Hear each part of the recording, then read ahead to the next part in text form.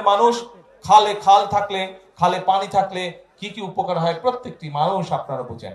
আজ এই খাল খাটাটা কেন জরুরি? সমগ্র বাংলাদেশে আজকে যে খালগুলো আগে ছিল প্রায় সকল খাল ভরাট হয়ে গেছে। এখানে আসার পথে আমি বিভিন্ন জায়গায় দেখলাম নদীর পর্যন্ত ভরাট হয়ে গেছে। নদীর মধ্যে কিছু চাষবাসের কাজ হচ্ছে। বহু খাল, ওই যে ছোট ছোট কালভার ব্রিজ যখন পার হয়ে আসলাম দেখলাম যে অনেকগুলো খাল প্রায় ভরাট হয়ে গিয়েছে।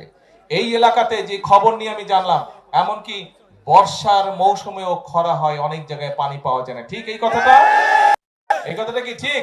বর্ষার মৌসুমে অনেক জায়গায় পানির সমস্যা হয়, সেখানে চাষবাস করা যায় না। কিন্তু আমরা এই বর্ষার পানিটাকে আমাদের কাজে ব্যবহার করতে চাই। আমরা কৃষক ভাইদের কাজে এই পানিটা ব্যবহার করতে চাই। আমরা এই পানিটা ব্যবহার করতে চাই এমন ভাবে যাতে সমগ্র এলাকার মানুষ উপকার পায়। সেজন্যই আমরা বাংলাদেশে আজকে ভাবে এখানে খাল খনন শুরু করলাম।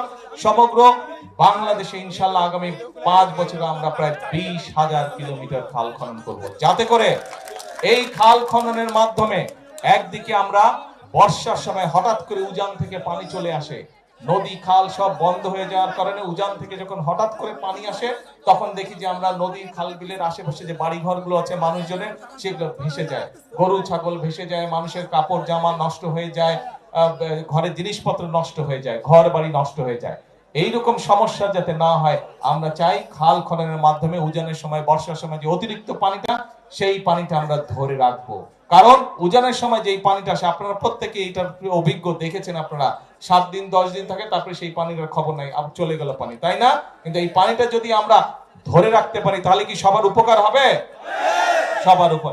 এবং সেজন্য এই পানিটাকে আমরা ধরে রাখতে চাই, যাতে শুষ্ক মৌসুমেই হোক, বর্ষা মৌসুমেই হোক, আমরা আমাদের কৃষক ভাইদেরকে পানি সরবরাহ করতে পারি, যাতে আমরা আমাদের কৃষির উৎপাদন বাড়াতে পারি। এবং কৃষির উৎপাদন এই জন্যই আমাদেরকে বাড়াতে হবে। ভাইরে, বাংলাদেশ বিরাট দেশ, একটা 20 কোটি মানুষ এই দেশে। এই মানুষগুলোর জন্য খাবার দাবারের ব্যবস্থা, আমরা এত মানুষের খাবার কি বিদেশ থেকে আনা সম্ভব? বিদেশ থেকে আনা সম্ভব না। মৌলিক খাবার দাবার, ধান, যেগুলো মৌলিক খাবার দাবার এই দেশে উৎপাদন করতে হবে। এবং আল্লাহর রহমতে আল্লাহ এই দেশের মাটিকে এত উর্বর করে দিয়েছেন যে আপনি যদি বীজটা পানি টানি দেন, মোটামুটি ভাবেই সে ফসল হওয়া ধরে। কাজেই আল্লাহর নেয়ামত, এই পানিটাকে আমাদের সঠিক ভাবে ব্যবহার করতে হবে মানুষের উপকারে। এবং শুধু এই খাল না, তো খালের পাশে যে জায়গাটা হবে সেখানে আমরা প্রায় 7,000 ইনশাআল্লাহ বৃক্ষরোপণ করব। এই বৃক্ষরোপণ করলে এটার পাশ দিয়ে মানুষ হাঁটতে যাবে, এলাকার মানুষ যাতে সুন্দরভাবে হাঁটাচলা করতে পারে, এখান থেকে সামনে যেগুলো এলাকা আছে সেখানে যাতে আপনারা যেতে পারেন।